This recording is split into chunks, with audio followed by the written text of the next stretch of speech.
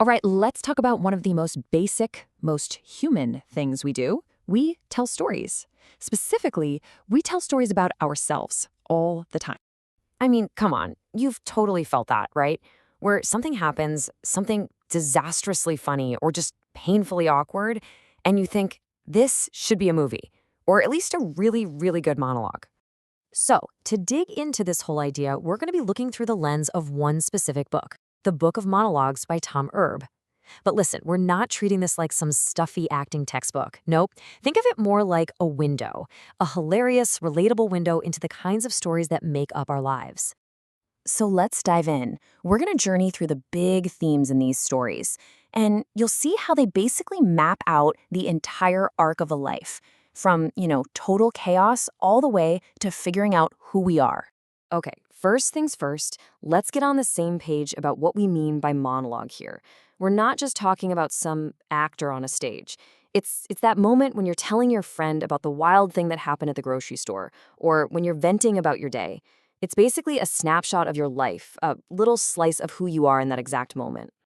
All right, kicking things off with what might be my favorite category, the comedy of calamity. Oh, yeah. These are those stories where it feels like the universe is just personally messing with you, just one thing after another. You know exactly what I'm talking about, right?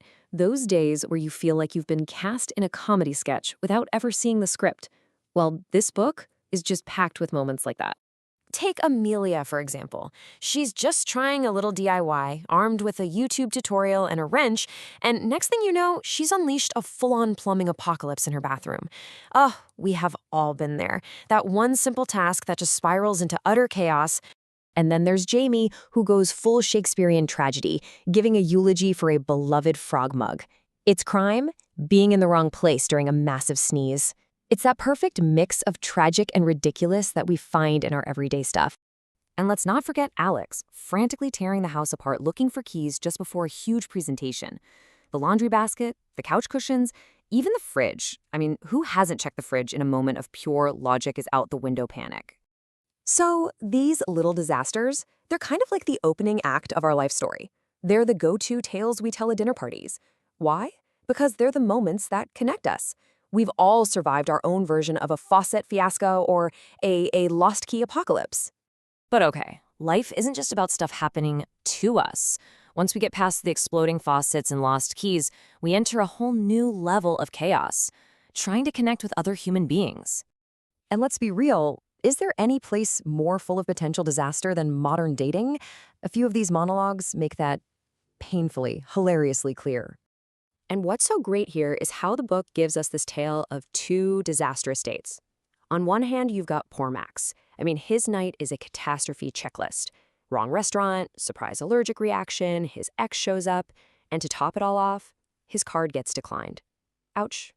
But then you have Samantha, who thought matching with her cousin was the worst it could get, until her date brought his mom, who then proceeded to interrogate her. You can't make this stuff up. So yeah, the details are uniquely awful, but the story underneath, it's the same for both of them. It's that awkward, cringy, but totally human search for a real connection. So, after we've battled plumbing and terrible dates, our stories start to change. They turn inward. They start asking that one huge, terrifying question: who am I really?